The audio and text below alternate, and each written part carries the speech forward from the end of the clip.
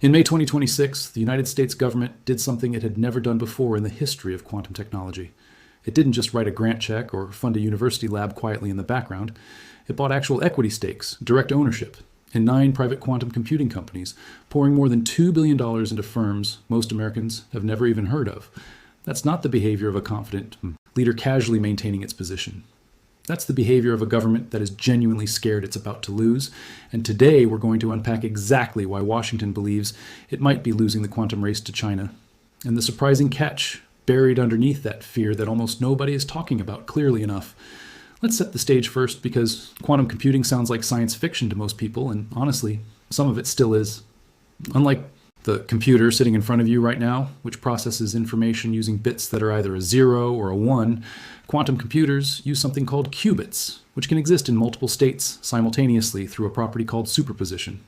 That strange, almost impossible sounding property means a sufficiently powerful quantum computer could theoretically solve certain categories of problems, drug discovery simulations, complex materials science, and yes, breaking modern encryption, at speeds a classical computer could never realistically match, even if you gave it centuries to try. That last part, breaking modern encryption, is exactly why this isn't just a science curiosity anymore, it's a full-blown national security issue.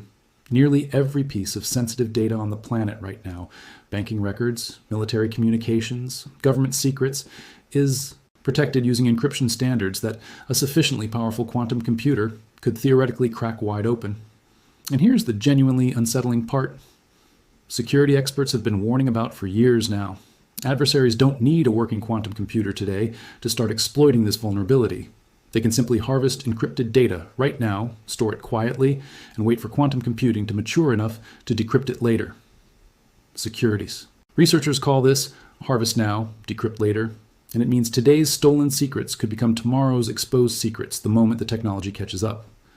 To put the timeline problem in perspective, think about how long certain categories of information genuinely need to stay secret.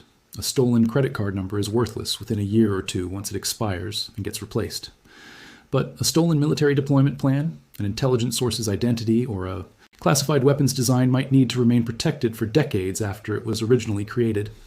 If a foreign adversary is quietly copying and storing encrypted versions of exactly that kind of long shelf life data today, betting on quantum decryption capability arriving sometime within the next 10 or 15 years, then the clock on America's most sensitive secrets may already be ticking right now, entirely independent of whenever a fully mature quantum computer actually gets built. This is precisely why the executive orders coming out of Washington treat this as an urgent, present-tense problem rather than some distant future concern safely pushed off to the next administration's desk. So, when the White House talks about quantum computing as a national security priority, this is exactly what they mean. In June 2026, the Trump administration signed 2 connected executive orders on this exact topic. One directs the federal government to accelerate quantum innovation, commercialization, and national security applications across the board. The other explicitly warns that large-scale quantum computers in the hands of an adversary could threaten widely used cryptographic systems, and allow hostile actors to collect encrypted American data now, with the intention of decrypting it once the technology matures. Alongside these orders came a companion effort requiring federal agencies to prioritize migrating vulnerable cryptographic systems toward quantum-resistant standards well ahead of key security deadlines. Now here's where the panic really starts building in Washington policy circles, and where you start seeing headlines warning that America is falling behind. China has made quantum technology an explicit top-tier national priority, and they've structured their entire political and economic system to pursue it, with a kind of coordinated intensity that's genuinely difficult for a decentralized democracy to match.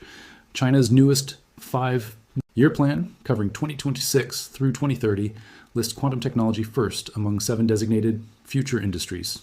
That's not a minor mention buried in an appendix somewhere. That's the government explicitly signaling this is priority number 1 out of everything on their entire economic roadmap. And this prioritization has escalated dramatically over time if you actually track the language across successive planning documents. Quantum technology was mentioned only twice in China's 13th 5-year plan. That jumped to 6 mentions in the 14th plan. Now, in the 15th plan, it's been elevated to the very top of the entire priority list. That's not subtle. That's a government progressively, deliberately, turning up the intensity dial on a single technology sector over more than a decade.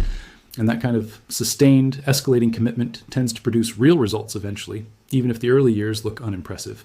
The funding numbers being thrown around are genuinely staggering too, even if they come with a significant asterisk we'll get to shortly. The figure most commonly cited for Chinese government quantum spending sits somewhere around $15 billion, compared to roughly $4 billion in comparable United States government funding. But here's the twist that researchers who've actually dug into this closely will tell you: that $15 billion figure is essentially unverifiable, and quite possibly a significant undercount.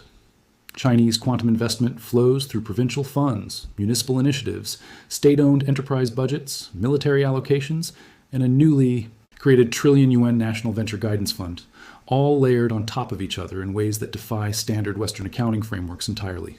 Nobody, including arguably the Chinese government itself, can fully tabulate the true total. China's hardware progress has been genuinely impressive too, and this is where a lot of the anxiety in Washington policy circles actually comes from. Chinese firms have been rapidly advancing across multiple competing quantum computing approaches simultaneously: superconducting qubits, photonic systems, trapped ion architectures, and neutral atom platforms, moving from laboratory prototypes toward genuine commercial deployment. Origin Quantum, one of China's leading firms, has released a series of increasingly advanced superconducting quantum computers under the Wukong name, referencing the legendary Monkey King from Chinese mythology, with each new generation adding significantly more qubits and processing capability than the last. And China isn't just building impressive hardware in isolation, they're actively commercializing it and putting it to work. Origin Wukong 180, their fourth-generation superconducting system, went online earlier this year and started accepting quantum computing tasks from users around the entire world, not just domestic researchers. When Washington announced its $2 billion equity investment into American quantum firms back in May, Chinese quantum stocks actually surged in response, with some companies jumping nearly 20% in just 2 trading days, as investors bet that Beijing would respond with an even bigger counterpush of its own to keep pace in this escalating race. There's also a genuinely uncomfortable historical pattern that keeps getting raised in Washington policy discussions, and it's worth understanding why it scares people so much. Back in 2010, China designated electric vehicles as a strategic national priority, at a time when China's domestic auto industry was, frankly, something of an international punchline. Fast forward roughly 15 years, and BYD now outsells Tesla globally in fully electric vehicles. The majority of the highest safety ratings awarded to cars in Europe and Car 2025 went to Chinese-made vehicles. Even Ford's own CEO publicly described Chinese manufacturing capability as one of the most humbling things he had ever personally witnessed firsthand. That pattern isn't limited to cars either. A tracker maintained by the Australian Strategic Policy Institute, which monitors leadership across dozens of critical emerging technology sectors, found that China now leads in 69 out of 74 tracked critical technologies as of early 2026. 2 decades earlier, that same tracking methodology found China leading in only 3 out of 64 comparable technology categories. That's an absolutely staggering reversal over a relatively short period of time, and it's exactly the kind of trajectory that keeps national security analysts in Washington awake at night, genuinely worried that quantum computing could become just the next entry on an increasingly long list. There's also a dimension to this competition that rarely makes it into the headline-grabbing coverage, and that's the role allied nations play in this entire equation. The United States isn't actually competing against China in complete isolation. It's competing as the anchor of a broader coalition that includes research partnerships with the United Kingdom, Australia, Japan, and several European nations, each contributing their own quantum research capacity and specialized expertise to the collective effort. China, by contrast, is pursuing this race largely on its own, without the kind of deep, trust-based international research collaboration that the American-led coalition can draw on. Whether that alliance structure actually translates into a meaningful practical advantage depends enormously on how effectively those partner nations can actually share sensitive research and coordinate policy without the kind of bureaucratic friction that often slows down multinational collaboration on genuinely sensitive technology. Defense analysts specifically emphasize that quantum's implications extend well beyond just breaking encryption too. Quantum sensing technology could theoretically enable dramatically more precise navigation systems that don't rely on GPS satellites, which matters enormously in any future conflict, where an adversary might attempt to jam or disable satellite positioning systems entirely. Quantum-enhanced imaging could improve military reconnaissance capabilities in genuinely difficult environments: fog, smoke, cloudy water, or dense jungle foliage, where conventional optical systems struggle significantly. And quantum computing, more broadly, could dramatically accelerate materials science research relevant to next-generation weapon systems, aircraft design, and satellite technology, giving whichever nation masters it first a compounding advantage that extends into nearly every other corner of military and industrial capability. Now, let's get to the catch, because everything I just walked you through paints a genuinely alarming picture. And it's the picture driving most of the panicked headlines you've probably seen recently. But when you actually dig into the most rigorous, recently published comparative research on this exact question, the reality turns out to be considerably more nuanced than the doom and gloom framing suggests. And understanding that nuance matters enormously if you actually want to understand where this race genuinely stands. Right now, rather than where the loudest voices claim it stands. A detailed report released in June 2026 by the Special Competitive Studies Project, an organization specifically established to track exactly this kind of great power technology competition, compared the United States and China across 5 distinct categories: innovation, industrial capacity, market ecosystem, talent pipeline, and government policy levers. And here's the headline, finding that barely made it into most of the panicked coverage of this exact topic. The United States currently leads in 4 out of those 5 categories. China only clearly surpasses America in one single category: government policy levers, meaning the ability to marshal centralized state resources and long-term coordinated planning behind a single strategic goal.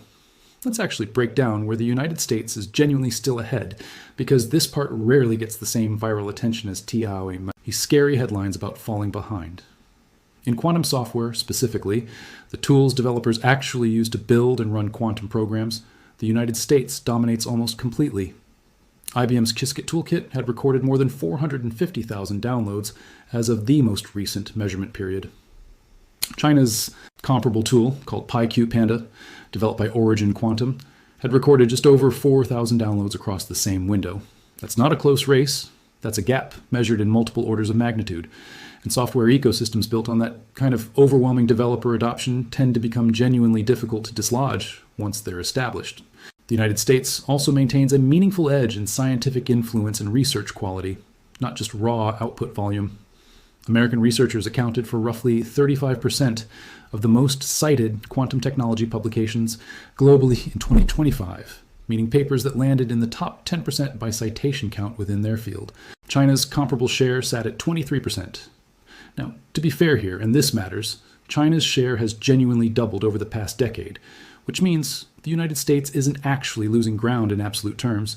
It's simply facing a rapidly, genuinely improving competitor, closing the distance from behind. Patents tell an even more lopsided story in America's favor, specifically around quantum error correction, which happens to be one as private capital tells a similarly favorable story for the United States, at least for now. Announced private investment in the American quantum sector reached roughly $5.3 billion by 2024. By comparison, China has, by most credible accounts, only 2 quantum companies that even appear among the top 80 ranked global quantum computing firms tracked by industry analysts. The vibrant, deeply entrepreneurial commercial ecosystem that drives genuine innovation at companies like Google, IBM, Amazon, Quantinuum, IonQ, and PsiQuantum in the West simply doesn't have a close equivalent operating inside China's much more heavily state-directed quantum sector, at least not yet. And that state-directed structure creates its own genuine problems that rarely make it into the more alarmist coverage of this topic. China's quantum ecosystem is overwhelmingly directed and funded by the central government rather than emerging organically from private entrepreneurial competition the way America's tech sector traditionally has. Notably, both Alibaba and Baidu, 2 of China's largest and most sophisticated technology companies, actually shut down their respective internal Quantinuum computing labs within the past few years, donating the equipment to universities instead of continuing to invest independently. That's a meaningful signal about the genuine depth, or arguably the current shallowness, of authentic private sector commitment to quantum research inside China, separate entirely from whatever the central government itself is funding directly. So where does China genuinely legitimately win, beyond just the government policy coordination category we already mentioned? The clearest, most unambiguous area is quantum communications, an entirely different but related field from quantum computing itself, focused specifically on using quantum properties to secure data transmission against interception. Multiple independent assessments, including reports from the U.S.-China Economic and Security Review Commission, explicitly acknowledge that China holds a clear, substantial global lead in quantum communications specifically. Chinese firms like Quantum CTK have already commercially deployed quantum cryptography communications technology at meaningful nationwide scale, representing genuine real-world commercial deployment rather than laboratory demonstration. China also holds a real measurable advantage in advanced quantum materials research, specifically the physical substances and manufacturing techniques underlying quantum hardware. Chinese researchers currently produce roughly half of the strongest, most influential publications globally in this specific subfield, compared to roughly 20% from American researchers. Analysts generally attribute this specific advantage to China's long-term, tightly coordinated strategy linking universities, state laboratories, and national research bodies together in ways that are structurally difficult for America's more fragmented, distributed research ecosystem to replicate quickly. Here's the deeper, more philosophically interesting catch buried underneath all of these individual category comparisons. And it's honestly the part of this entire story I find most genuinely fascinating. Experts studying this competition closely increasingly argue that raw scientific breakthroughs alone won't actually determine who wins this race in any meaningful practical sense. The real deciding factor will be which country proves better at translating laboratory research into scalable, reliable, genuinely operational systems that businesses and governments can actually depend on for real-world use. Breakthrough science sitting inside a research paper, however impressive, means relatively little if nobody can turn it into a working, dependable machine that survives outside a carefully controlled laboratory environment. This distinction connects to a genuinely interesting academic debate that rarely gets mentioned in the mainstream coverage of this topic. A political science professor at George Washington University has argued that the diffusion of already developed general-purpose technologies throughout an entire society can sometimes matter more than simply being first to develop the cutting-edge breakthrough capability itself. In other words, being brilliant at finding countless new practical applications for existing technology can sometimes outweigh the prestige of being first to a narrow scientific milestone, though countries that lean too heavily into pure application finding also risk eventually falling behind on genuinely next-generation capabilities down the road. There's a quieter subdomain of this broader competition where America's advantage is genuinely even clearer, and it rarely gets mentioned alongside the more dramatic quantum computing headlines. In quantum sensing specifically, technology that uses quantum properties to build extraordinarily precise measurement instruments. Multiple independent assessments, including analysis from the RAND Corporation, consistently rank the United States as the clear global leader. This matters because quantum sensing has enormously practical near-term applications, from detecting submarines through methods that don't rely on traditional sonar, to enabling navigation systems that function reliably even when GPS access gets denied or jammed by an adversary. Interestingly, different reports sometimes reach conflicting conclusions about exactly which country leads in which specific quantum subdomain, with some analyses placing America ahead in computing but behind in sensing, and others reaching the reverse conclusion entirely. What virtually every serious assessment agrees on, though, is that somewhere in a laboratory right now, a machine is being cooled to a temperature colder than the empty vacuum of deep space, colder than Pluto, colder than anywhere else in the known universe. Just so a handful of particles can perform a calculation, your laptop finishes in a fraction of a second without breaking a sweat. That contradiction sits at the very heart of quantum computing, a technology hyped as the death of ordinary computers, when in reality it is something far stranger, far more limited, and far more fascinating than most headlines ever bother to explain. By the end of this video, you will actually understand how these machines work, and exactly why the laptop sitting on your desk right now is not going anywhere anytime soon. Let's start with the most basic building block, because everything else depends on getting this right. Your laptop, your phone, every computer you have ever used processes information using bits, tiny switches that can only ever be in one of two states, a 0 or a 1, off or on, nothing in between. Every photo you have ever taken, every video you have ever streamed, every message you have ever sent, all of it eventually breaks down into unbelievably long strings of these simple zeros and ones, flipped billions of times per second by transistors etched into silicon. That system has worked remarkably well for nearly a century, and it is still the only reasonable way to check your email or scroll through social media.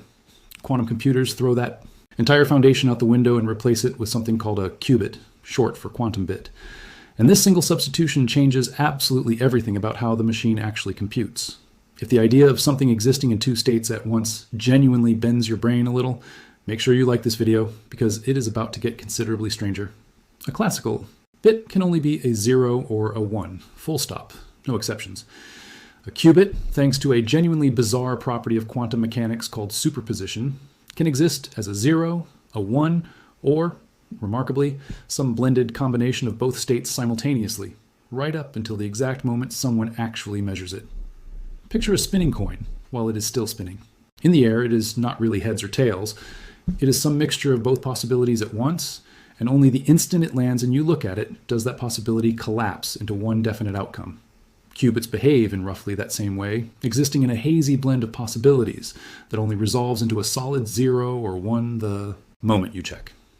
This single property is precisely why quantum computers can, in certain very specific situations, explore an enormous number of possibilities all at the same time, rather than checking them one after another the way your laptop's processor is forced to. Here's where the math starts to feel genuinely mind-bending, and it is worth slowing down for. 1 qubit in superposition represents 2 possible states at once. 2 qubits together can represent 4 states simultaneously. 3 qubits jump to 8 states. Every additional qubit you add doubles the total number of states the system can represent all at once, which means the computational space grows exponentially rather than one step at a time. A modest 50-qubit quantum computer, at least in theory, could represent more simultaneous states than there are atoms in every grain of sand on every beach on planet Earth combined. That exponential scaling is the entire reason physicists and technology companies have spent literally billions of dollars chasing this technology, because certain specific categories of problems that would take a classical supercomputer millions of years to brute force through could theoretically be explored by a sufficiently powerful, error-free quantum computer in a matter of days or even hours. But superposition alone is not the whole story, and this next part is honestly the strangest concept in all of modern physics, a phenomenon called entanglement. When 2 qubits become entangled, their fates become mathematically linked together in a way that has no equivalent anywhere in classical computing or, frankly, anywhere in ordinary human experience. Measure 1, entangled qubit, and you instantly know something definite about its entangled partner, even if that partner happens to be sitting on the opposite side of the planet, or, in principle, the opposite side of the universe. Albert Einstein himself found this idea so uncomfortable that he famously dismissed it as, in his own words, spooky action at a distance, and spent years of his life trying to prove quantum mechanics had to be incomplete because of it. He turned out to be wrong. Entanglement is genuinely real, a fact confirmed so rigorously that the physicists who demonstrated it experimentally were awarded the Nobel Prize in Physics in 2022. Inside a quantum computer, entanglement is what allows qubits to coordinate with one another in ways ordinary bits simply cannot, letting the machine explore correlations between different pieces of a problem simultaneously rather than examining each piece in isolation. If you're the kind of person who enjoys having your assumptions about reality gently dismantled, subscribe now, because understanding how these 2 properties actually get turned into a working calculation is where this story becomes genuinely practical rather than purely theoretical. A quantum computation generally follows a fairly consistent 4-step process. First, every qubit gets initialized into a known, simple starting state, essentially set to a clean, predictable 0. Second, a carefully designed sequence of what are called quantum gates gets applied to the system, the quantum equivalent of the logic gates inside your laptop's processor. Except these gates manipulate qubits through superposition and entanglement rather than simple binary switching. Third, the qubits get measured, and this measurement is the crucial, almost violent moment where all of that delicate superposition collapses down into a definite string of ordinary zeros, and ones that a regular computer can actually read and interpret. Fourth, because the entire process is fundamentally probabilistic rather than deterministic, the calculation typically has to be run over and over again, sometimes thousands of times, a process researchers literally call taking shots, in order to statistically tease out the most likely correct answer from all that quantum noise and uncertainty. That probabilistic, repeat it thousands of times, workflow already hints at the first major reason quantum computers cannot simply replace your laptop. But the physical engineering challenges run even deeper than that. Most quantum computers built today, particularly the superconducting variety used by companies like Google and IBM, need to be cooled down to temperatures within a hair's breadth of absolute 0. Roughly negative 273 degrees Celsius, using elaborate dilution refrigerators that are themselves incredibly